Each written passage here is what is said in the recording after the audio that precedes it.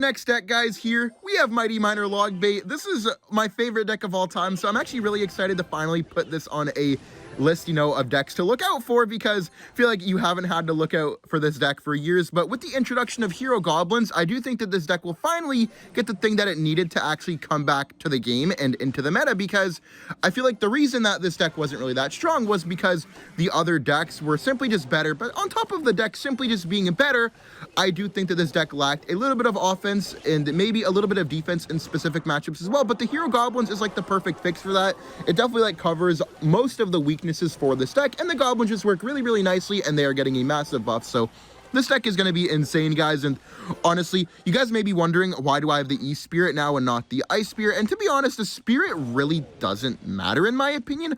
I feel like the Spirit kind of just is a culprit of the meta. Like whichever spirit you have kind of is just telling you a little bit about the meta, in my opinion. Like right now the meta is Graveyard, so we have a E-Spirit instead of like an Ice Spirit or a Fire Spirit. But maybe if the meta was like a little bit more drill, then we'd use the Fire Spirit. Okay, let's barrel here just to force out the log, because I kind of need to force out the log so we can use, well, not the log, but the barbell, so we can use our goblins on defense. Here we have to cannon that. That was really annoying. But with him having the Skelly King and the Cannon Cart, we have to be careful with how we're cycling our cards sometimes. It's good to know that he has just a full Mortar Bait deck now, though. Sometimes it can get a little bit complicated if you don't know their entire deck. Okay, bad defensive Mortar, in my opinion. I feel like he could be using those offensively. That is the safe play, but I just don't think that it's necessary. We have the Evo Barrel, which is great, and we're coming up on the Evo Cannon, too. Evo Cannon's going to help us get a lot of value, guys. Okay, I don't want to cycle my Mighty Miner in this match. I feel like Mighty Miner is like the worst card to cycle here because of all the pressure that he has. Let's go for the Evo Barrel now, just to be annoying. That will tank a shot from the Cannoneer. Come on. Splash. Nice. Good damage, guys. We can Goblins here in the back.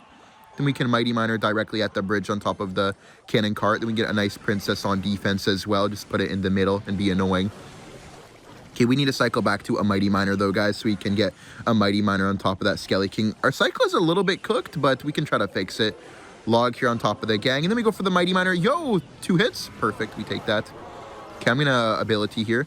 Take this out, but then also force him to have to defend that Mighty Miner again later. Let's go for the Princess in the back here, guys. Hold up, that was like a really bad play, in my opinion, for the low Goblins here. I think we might need to, okay, yeah, let's go for the Evo Cannon like this. Hopefully that hits the Cannon Cart. Nice, okay. Honestly, that's not terrible. Let's go for the Mighty Miner here. Sadly, that did lock on, but it's okay. I think we can just sneak in a Princess at the bridge here, but he could Cannon Cart. I think that'd be bad, actually. Let me chill. Yep, there's the Cannon Cart in the middle. Okay, I'm just going to go for the Princess here in the other lane like I thought before.